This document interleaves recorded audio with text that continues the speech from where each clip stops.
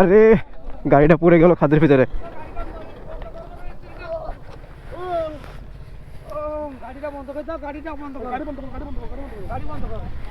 গাড়ি তেল মেল পড়বে তো,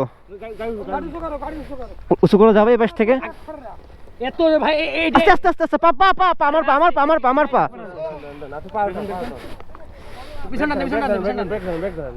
ক্লাস ক্লাস একটা ক্লাসে দাও, একটা গিয়ার দাও, একটা গিয়ার দাও। গিয়ারে দিয়ে না একটা গিয়ারে কত দিয়ে দেওয়া? নিউট্রাল না, একটা গিয়ার দাও, একটা গিয়ার দাও। ও এই ঠেলা দে, সামনে পিছনে ঠেলা দে।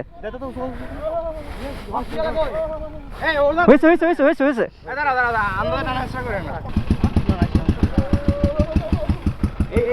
আচ্ছা হসপিটালে নিয়ে যাওয়া যাবে না? আগে নিয়ে যান, সমস্যা নেই, সমস্যা নেই।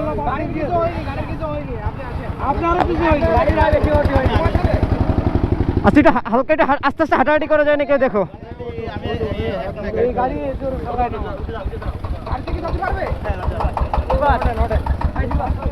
তোমার কাছে আর কেউ আছে? তাহলে গাড়ি ওর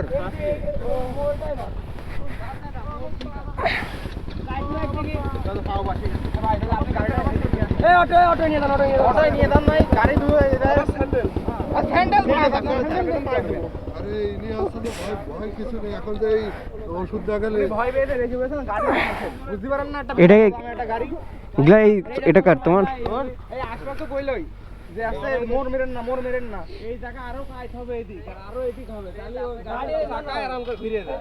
ঠিক আছে যান, এখানে পুলিশ চলে আসবে না, আপনারা চলে যান। বুঝছেন, পুলিশ চলে আসলে গাড়ি এখন নিয়ে চলবে। এই সাবির, আচ্ছা স্যান্ডেল কই? স্যান্ডেল তো স্যান্ডেল। সাবির এই তুমি টেনশন করে না ভাই। এই সাবির টেনশন করে না। হ্যাঁ কি কিছু হয়নি না, কিছু হয়নি, ও কোনো ব্যাপার। আরে এটা টেনশনের বিষয় হলো, মন খারাপের বিষয়, এটা হবে ভাই। সাবির টেনশন করে না ভাই।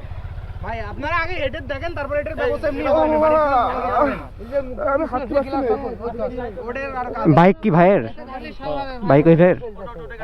আমার স্যান্ডেলটা দাও, এটাই মনে করেন যে হয়ে গেছে, মোবাইলে আর কিছু নেই। আচ্ছা বেশি মনে হচ্ছে ফাটাফাটি হয়নি, দাগও দাগও তেমন হয়নি মনে হচ্ছে, নাকি এই পাশে পড়েছে? স্ক্র্যাচের প্লাস্টিক ভাঙা দাও হয়েছে না, এটা হবেই। আচ্ছা তেমন কোনো দাগ হয় না, এটা পড়ে গেছে, এটা চেঞ্জ করলে আর এখানে একটুখানি হয়েছে। কালকে সার্ভিসিং করেছি, আমি বুঝছি ভাই, একটা বাইক আটা ভাই আছে, এটা আমার কোনো কষ্ট এই সাবির তুমি কষ্ট করে না। ফ্রেন্ড আছে এই জায়গায়, আপনারা এখন বুঝতে। এই সাবির আসো। এই তুমি ওর নিয়ে যাও, হসপিটাল নিয়ে যাও, কিনা আমরা দেখতে যাও। আপনি ওটা দিনে এই টানাটানি করবেন, রিল্যাক্স করো।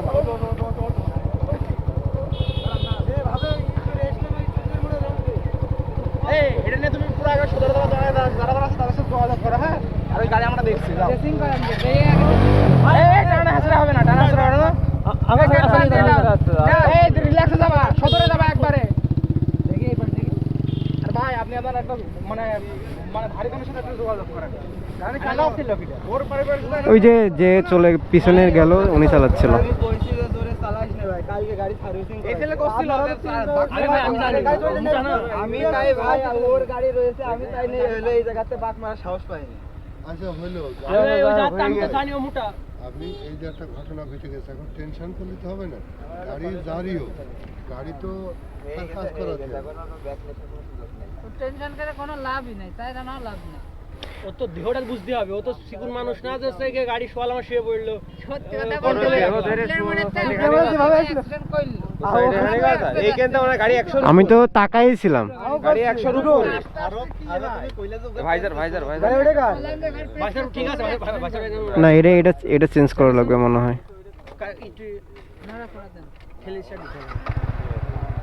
চালাই ঠিক আছে কিনা একটু দেখেন। গাড়ির এখন বেশি দাগ হয় না, ওপাশে এটা ভাঙছে তো ওখানে একটু লেগেছে, গাড়ির সেই পরিমাণ ক্ষয়ক্ষতি হয়নি। সেটাই তো বলছি, মানে পুরো দেখ এই সিটের সাথে এই বাড়ি গেছে, এই জন্য বেশি ক্ষতি হয় নাই। কিটের সাথে খাইলে কিট ভেঙে যেত। কিছু থাকতো না, নতুন গাড়ি। সিট যে একবার এসে লাগেছে, সিটের সাথে মানে একবারে খাপ খেয়ে গেছিল। আস্তে আস্তে আপনি আগে দেখে নেন। ও গিয়ার দিলে বন্ধ হয়ে যাচ্ছে, গিয়ার দিলে বন্ধ হয়ে যাচ্ছে। দেখো তেল উঠে গেছে। তেল পড়ার কথা একটু দেখেন। নিউট্রাল করে রাখো।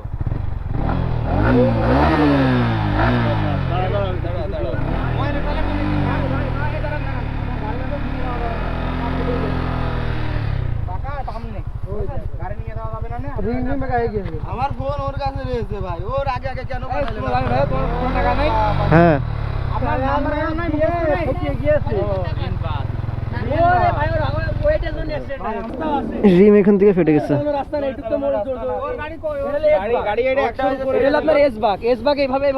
আমার ফোন রয়েছে ওর কাছে, আমার ফোন ভেঙে টেঙে গিয়েছে কিনা তাও জানি ও শুয়ে আছে, শোয়ানোর পরে ও যখন উঠিয়েছে এই যে গাড়ি এই হাসিটুকু সহ্য করতে পারে রিম আরো ওটা কি জবাব দিবানে বাড়ি, আমি এখন কি জবাব দিবানে রিম ফেটে গিয়েছে, রিম ফেটে গিয়েছে আজকাল রিম মাঝখান থেকে ফেটে গেছে। রিম বাদ। আপনি কারো কাছে ফোন দেবেন? আমি ফোন দিলে আমি শেষ, আমি আমার ফোনে ফোন দেন না ভাই, আমার ফোনে নাম্বার ফোন আচ্ছা, আপনার ফোনে ফোন দিলে তো ধরতে পারবে না, আপনার আরেকজন ফ্রেন্ডের ফোনে ফোন দেন যার সাথে যে কয়জন গেছে না। নিতে হবে গাড়ি ভ্যানে নিতে হবে, তাছাড়া যাবে না। একটা ভ্যান ঠিক কর, ভ্যান ঠিক করে নিয়ে যাও। ভাই রিম মনে করেন যে এর সুদা করা যাবে না, হ্যাঁ টায়ার আপনার বাতিল, এই আছে টায়ার মনে হচ্ছে আগের থেকেই ফাটা ছিল।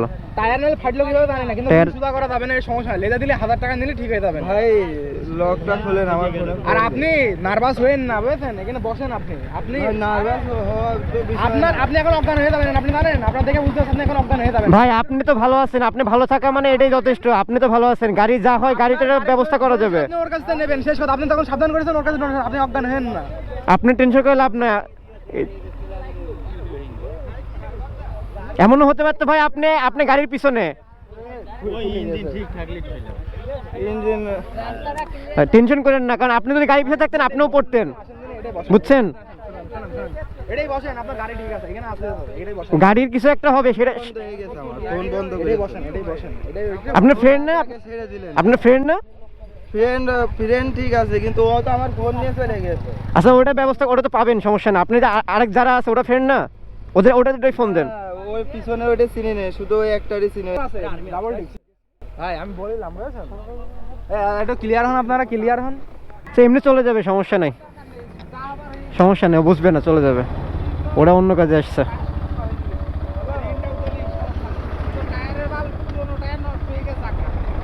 আচ্ছা আপনার গাড়ি কি এমনি এমনি চলবে? হালকা চললেও আপনি আস্তে আস্তে চলে যেতে পারবেন, ভ্যানে নেওয়ার থেকে আস্তে আস্তে গেলেও ভালো। গিয়ারে ফেলালি বন্ধ হয়ে যাচ্ছে। কালকে আমার গাড়ির ওই সামান্য প্লাস্টিক ভেঙে গেছে। ধরতো ভাই আছে, আপনি একটা ভ্যান উঠান, ভ্যান দেখাই। দেখি দাঁড়ায় ভাই, একটু স্ট্যান্ড দেন দেখি। আর আপনি যদি চান আমাকে সাথে একজন আপনার সাথে যেতে পারে, বুঝছেন? আপনি কোন জায়গায় যাবেন? আমার বাড়ি কোন জায়গায়? আমার বাসা নলডাঙ্গা, এই নলডাঙ্গা। ও আপনার বাসা তো এইদিকেই তাহলে। কাকা তাহলে আপনার গাড়ি লাগাই তো ছেলে বেলে কি আসছে না? গিয়ার দিলে নেমে যাচ্ছে। আগে স্টার্ট করে রাখো। দাঁড়াও একটু দাঁড়াও। আচ্ছা কিছুক্ষণ দিয়ে রাখবেন। না ওই সেন্সরে বন্ধ হয়ে যাচ্ছে, নিচের থেকে যে স্ট্যান্ড উঠাইছেন না? হ্যাঁ উঠাই দিয়েছে, সেন্সরে দেখেন, সেন্সরেই ও আচ্ছা আচ্ছা। কেউ কি আমার একটুখানি আবির ভাইয়ের গ্যারেজ পর্যন্ত নিয়ে যাবে? আবির বলতে ওই যে জোড়াপুকুরে। হ্যাঁ জোড়াপুকুরে। আচ্ছা এই দীপ, আমাদের সাথে যাইতে পারেন, সমস্যা নাই। গাড়ি যদি আপনি বসতে পারেন আমি ঠেলা দিতে পারবো, বসতে যদি ঠেকা যাবেন আমি ঠেলা দিতে পারবো। আরে আমি তাকাই থাকতে যে এই যে এখান থেকে চেষ্টা খাইছে, যে এখান থেকে চেষ্টা খাইতে একদম মাথায় দিয়ে লাগছে।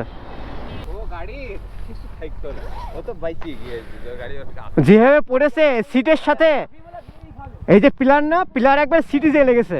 সেই নসিমনটাই উঠে গেলে মনে হয় ভালো হবে, পিছন দিয়ে উঠাতে হবে।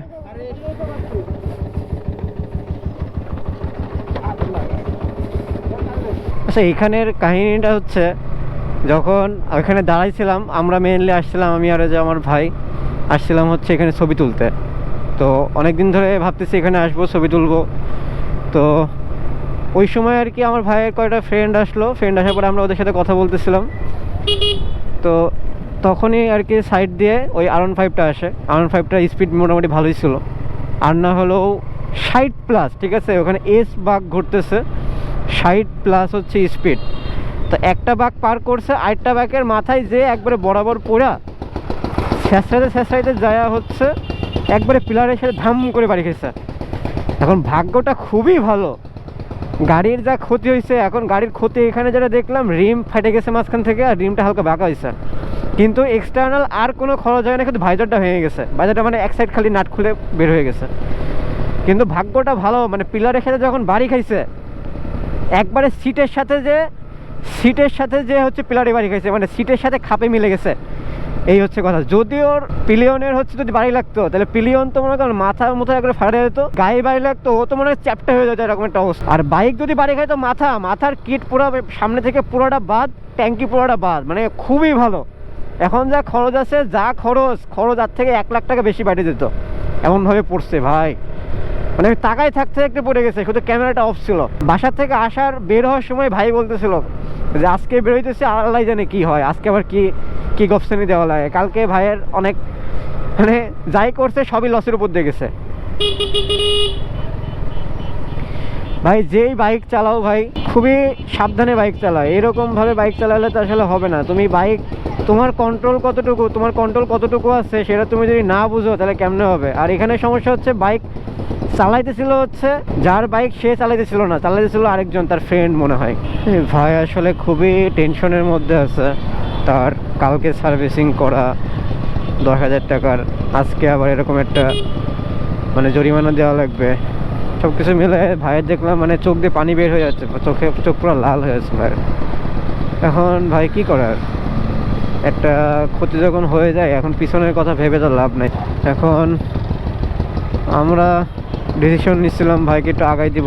এখানে আমাদের গ্যারেজ যেটা আছে, উনি যেখান থেকে মনে হয় কাজ করায়, নাম বললো, তো ওখানে গ্যারেজ পর্যন্ত ভাইকে আগাই দিচ্ছে। গাড়িতে কি হয়েছে? এটাও নতুন, কালকে প্রায় 8-9 হাজার টাকা খরচ করেছে গাড়ির পিছনে। এটা কয় টাকা? একটা বাইক যখন এভাবে অ্যাক্সিডেন্ট হয় মানে কীরকম কষ্ট লাগে ভাই, তো মানে পুরাই হতাশ হয়ে যাচ্ছে। ও বলছিল আমার পা ভেঙে গেছে, আমি তো জানি।